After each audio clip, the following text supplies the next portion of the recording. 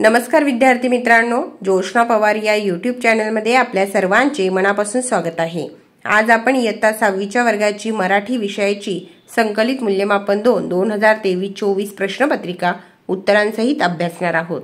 पहा विद्यार्थी मित्रांनो, जर तुम्हाला 6वीच्या वर्गाच्या इतर विषयांच्या प्रश्नपत्रिका अभ्यासायच्या असतील तर आपल्या डिस्क्रिप्शन बॉक्समध्ये इयत्ता 6वी प्रश्नपत्रिका प्लेलिस्ट देण्यात आलेली आहे। ती प्लेलिस्ट पहा आणि इतर विषयांच्या प्रश्नपत्रिकेचा देखील सराव करा।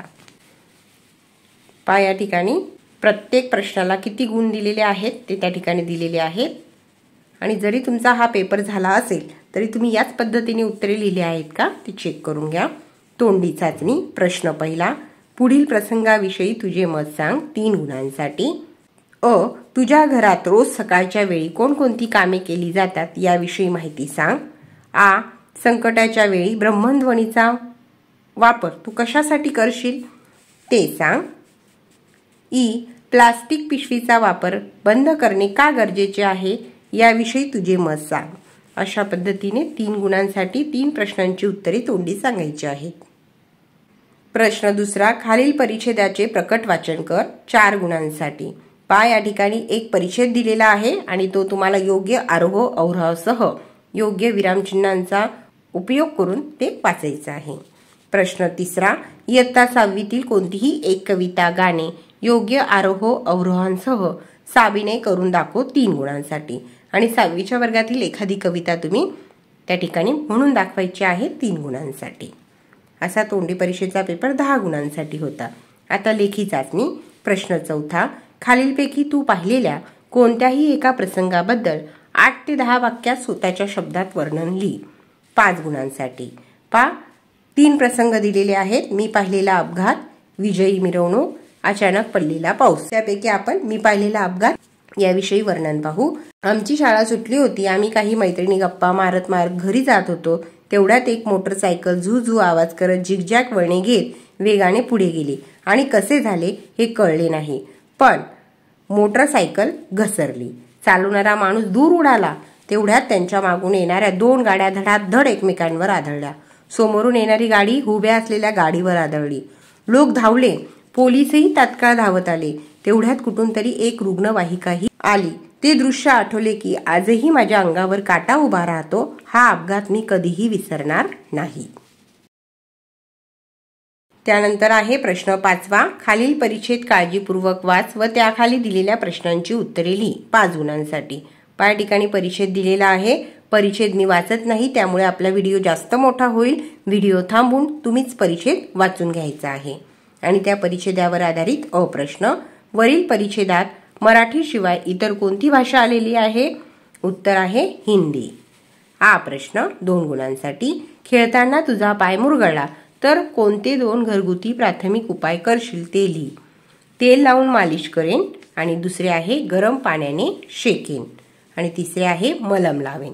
तुम्ही कोणतेही 2 लिहिले तरी तुम्हाला 2 गुण हे त्या ठिकाणी मिळतील। प्रश्न, दुखापतीवर घरगुती उपाय करून आराम मिळाला नाही तर काय केले पाहिजे ते लिही। डॉक्टरकडे गेले पाहिजे नाहीतर दवाखान्यात गेले पाहिजे। असं दोघांपैकी कोणतंही एक उत्तर तुम्ही लिहू शकतात। प्रश्न, वरील परिच्छेदात अनेक म्हणी आल्या आहेत, त्यापैकी एक म्हण लिही 1 गुणासाठी। परिच्छेदमध्ये 3 ते 4 म्हणी आलेल्या आहेत, त्यापैकी आपण लिहिलेल्या आहेत बुडत्याला काडीचा आधार, मोडेन पण वाकणार नाही, ताठा कमी करणे। या तिघांपैकी कोणतीही एक म्हण लिहिली तरी 1 गुण तुम्हाला मिळेल। त्यानंतर आहे प्रश्न 6वा, खाली दिलेल्या वैभवची रोजनिशी वाच व दिलेल्या प्रश्नांची उत्तरे लिही 3 गुणांसाठी। त्या ठिकाणी रोजनिशी दिलेली आहे आणि त्यावर आधारित प्रश्न, तुला कोणता रानमेवा खायला आवडतो ते लिही 1 गुणासाठी। चिंच, बोरे, आवळा, शेंगा। प्रश्न, सहलीला गेल्यावर तू सहल प्रतिनिधी म्हणून मुलांना कोणत्या 2 सूचना देशील ते लिही। आपला गट सोडून कोठेही जाऊ नये, सर्वांनी शिस्त पाळावी, परवानगीशिवाय कोठेही जाऊ नये। कोणत्याही 2 सूचना लिहिल्या तर तुम्हाला 2 गुण मिळतील। प्रश्न 7वा, तुझ्या शिक्षकांनी सांगितलेले शब्द ऐक व लिही 4 गुणांसाठी। या ठिकाणी शिक्षकांनी सांगितलेले शब्द लिहून घेतलेले आहे। तुमचे शिक्षक या व्यतिरिक्त वेगळे शब्द देखील देऊ शकतात। फिनलँड, श्रमातून, तरीही, गुरुप्रीत, सर्वोत्कृष्ट, 6 शिरोधार्य, 7 अत्युच्च 8 ऑलिम्पिक।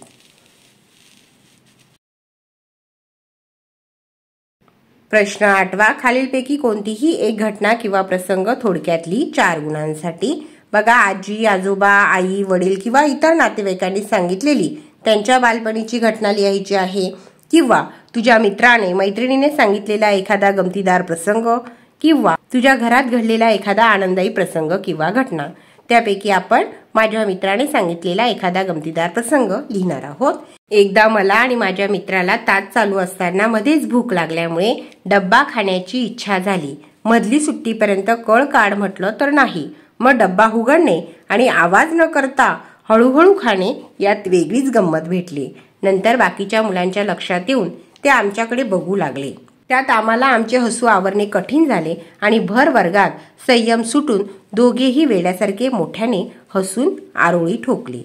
असा गमतीदार प्रसंग तुम्हाला लिहिता येईल, किंवा तुम्ही वेगळा लिहिला असेल तरी चालणार आहे। प्रश्न 9वा, खालील सूचना फलक वाच व त्याखाली दिलेल्या प्रश्नांची उत्तरे लिही 3 गुणांसाठी। या ठिकाणी सूचना फलक दिलेला आहे, चित्रकला स्पर्धा, आणि त्यावर आधारित प्रश्नांची उत्तरे पाहू। प्रश्न, चित्रकला स्पर्धेबाबत अधिक माहिती कोठे मिळणार आहे? मंडळाच्या अधिकृत संकेतस्थळावर असे उत्तर लिहायचे, किंवा ते संकेतस्थळाचे नाव लिहिलं तरी चालणार आहे। प्रश्न, चित्रकला स्पर्धेसाठी नाव नोंदणी करायची मुदत किती दिवस आहे? 11 दिवस। सीमा 31 जानेवारीला नाव नोंदणी करण्यासाठी गेली तर तिची नाव नोंदणी होईल का? नाही। प्रश्न 10वा, खालील वाक्यात योग्य विरामचिन्हांचा वापर कर व वाक्य पुन्हा लिही 2 गुणांसाठी। त्या ठिकाणी लिहिलेला आहे कंडक्टर म्हणाला, हो आजोबा लवकर पैसे काढा। आता योग्य विरामचिन्हांचा वापर करायचा आहे। कंडक्टर म्हणाला, त्यानंतर स्वल्पविराम, डबल अवतरण चिन्ह अहो आजोबा, त्यानंतर उद्गारवाचक चिन्ह आणि लवकर पैसे काढा, डबल अवतरण चिन्ह पूर्ण, आणि फुल स्टॉप द्यायचा आहे। प्रश्न, खरंच असतील का हे शकून अपशकून 1 गुणासाठी। त्या ठिकाणी शकून अपशकून मध्ये संयोग चिन्ह द्यायचे आहे आणि अपशकून नंतर प्रश्नचिन्ह द्यायचे आहे। प्रश्न 11, दिलेल्या सूचनेनुसार उत्तर लिही 2 गुणांसाठी। खालील वाक्यातील अधोरेखित शब्दाऐवजी त्याच अर्थाचा दुसरा शब्द वापरून वाक्य पुन्हा लिही 1 गुणासाठी। काय झालं समुद्र किनाऱ्यावर? बघा, त्या ठिकाणी आपण लिहिलेलं आहे काय झालं समुद्र किनाऱ्यावर।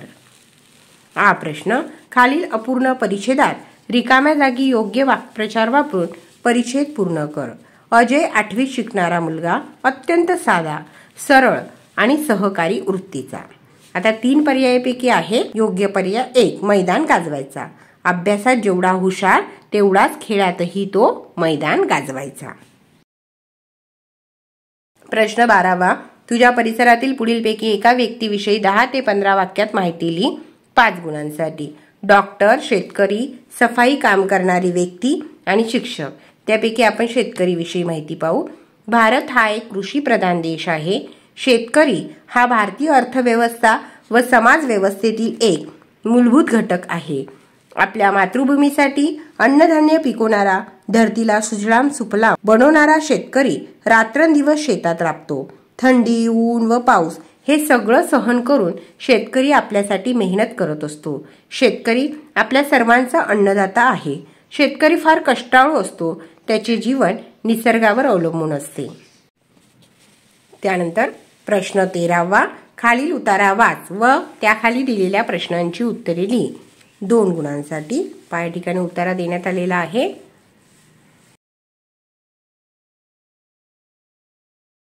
प्रश्न, वरील उत्तराचे किती परिच्छेद करता येतील? योग्य पर्यायाला गोल कर 1 गुणासाठी आहे हा प्रश्न। योग्य पर्याय आहे 1, वरील उत्तराचे 2 परिच्छेद करता येतील। प्रश्न, वरील उत्तरास समर्पक शीर्षक लिही मुलाचे पाय पाळण्यात दिसतात। प्रश्न 14वा, दिलेल्या सूचनेनुसार उत्तरे लिही 5 गुणांसाठी 5 सूचना पूर्ण करायच्या आहेत।